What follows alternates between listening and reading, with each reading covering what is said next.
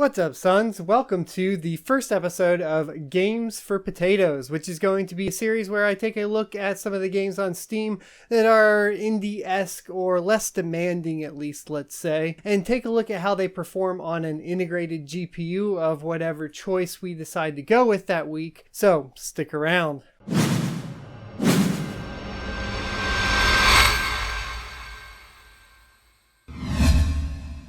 For the first episode of this new series, I guess we'll call it, we're going to be taking a look at a game called Sumoman. And I do have to put a disclaimer out there that the key for Sumoman was provided to me by the developer. And if you guys are interested, stick around till the end of the video and I'll let you know how you can win a copy of the game yourself, sponsored by, of course, the developers of the title. To start things off, let's talk about the test bench or test system that we're going to be taking a look at. It's actually going to be my daughter's build, and you can check that out here, except one big note there is we're actually removing the RX 470 that is currently running in it. So it'll be running completely off of the i3 6100 processor with no overclock. It is cooled, however, by a Hyper T4, and that's mainly for looks, and it's in a nice purple case with purple lighting. Yeah. There is 16 gigabytes of DDR4 clocked at 2400 megahertz. Don't judge me. I know that is way overkill, and we'd probably be looking at something more like 8 gigabytes in a situation like this,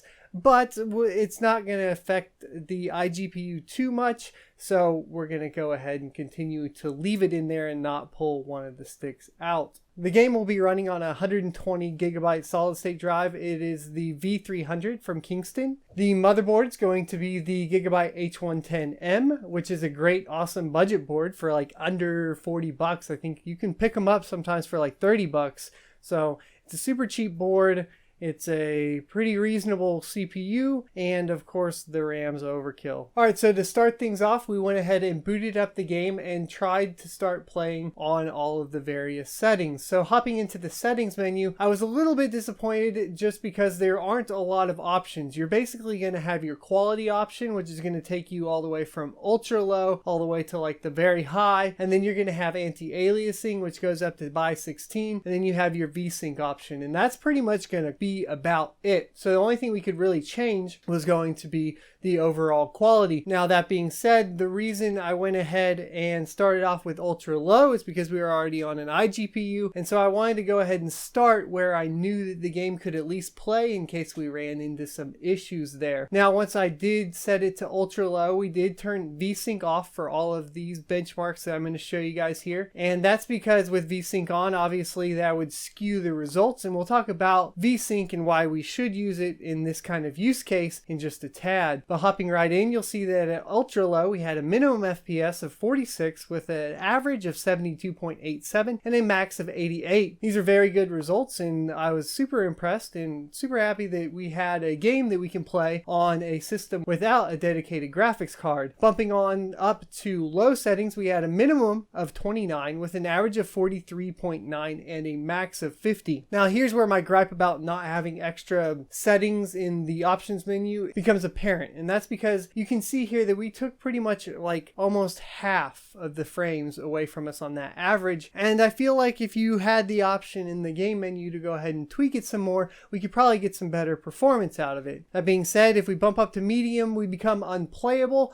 with a minimum FPS of 16, an average of 24.63, and a max of 29. Keep in mind that for all of these tests we have anti-aliasing completely off, obviously, because this is a budget setting, and this is all at 1080p. So the next issue we really ran into was the fact that while we were getting above 60 frames on the ultra low setting, we were getting way above 60 frames, and if you're playing on a budget like this, you're most likely going to have a 1080p 60 Hz monitor to go with it. What happens with that is you end up having a lot of screen tearing. Now the solution for that is VSync or vertical sync. So we need to go ahead and start testing out the vertical sync option to get a nice playable game on our potato. So once we turned VSync on, we loaded back up with the ultra low setting, and unfortunately, because of the way the VSync works and our mins hitting 46 on that 5% or the 5th percentile, unfortunately that means that most of the time the game's running at 30 FPS. And unfortunately,